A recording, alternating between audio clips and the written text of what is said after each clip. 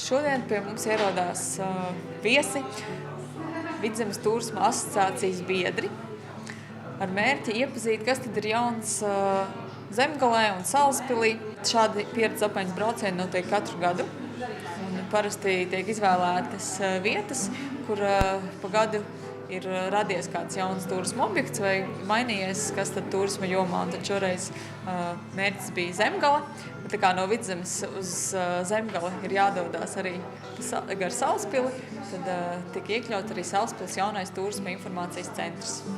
Viesi tika iepazīstināti ne tikai ar jaunizveidoto Salaspils turisma informācijas centru, bet arī ar Nacionālo botānisko dārzu, kas turisma informācijas centram ir tieši līdzās. Mēs viņiem pastāstījām to, ko reāli piedāvā botāniskais dārzs. Tātad tās ir ne tikai ekskursijas gida pavadībā, bet tā ir arī iespēja, piemēram, organizēt kāzas, organizēt kaut kādus piknikus ģimenēm vai vienkārši labi pavadīt brīvo laiku. Protams, pati botāniskā dārza centrālā teritorija, kas ir vēsturiskā daļa, kas jau ir sākta veidot vismaz jau 19. gadsimtā. Protams, tālāk dendroloģiskie apstādījumi, kas vairāk varbūt kaut kādam vidusmēra apmeklētājiem liekas, tas vienkārši mežs. Viņš neiedomājas, ka tā var būt kāda kolekcija.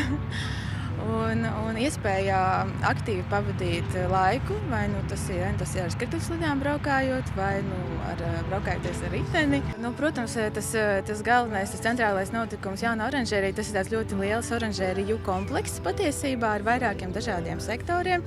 Un tajos sektoros ir dažādas temperatūras, mitruma līmenis, un kaut kas ir piemērots tropu augiem, kaut kas ir piemērots subtropu augiem, kaut kas ir vairāk piemērots darba telpām.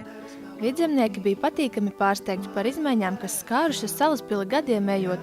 Varēja dzirdēt labus vārdus gan par jauno turisma informācijas centru, gan par botānisko dārzu. Mēs esam ļoti patīkami pārsteigti par to, ko mēs šeit redzam. Diemžēl laiks ir tik, cik ir, bet tas noteikti ir tā kā iemesls šeit noteikti atgriezties. Un noteikti jaunatvērtais turisma informācijas centrs var kalpot kā labs piemērs arī citiem turisma informācijas centriem, jo šeit ir ļoti daudz pozitīvas lietas, ko mēs varam arī pamācīties. Un ļoti būtiski ir tas, ka turisma informācijas centrs neatrodas kaut kur domas ēkā vai kaut kur nost no turisma apskats objektiem, bet tieši sasaistīts ar šo Nacionālo botānisko dārzu. Iespēja vislabākie, jo pēdējo reizi šeit būtu laikam skolas laika ekskursijās, tāpēc uzreiz ir redzams tās pārmaiņas, kas botāniskā dārzā notikušas. Ļoti labi iespēja atstāja turisma centra vadītāja Ieva.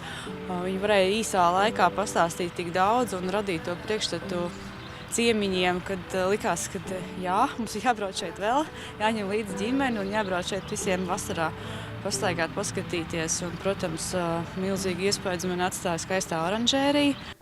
Pēc Salaspils turisma informācijas centra un botāniskā dārza apmeklējuma Vidzemes turisma asociācijas biedri devās tālāk, lai iepazītos ar aktualitātēm Zemgales pusē.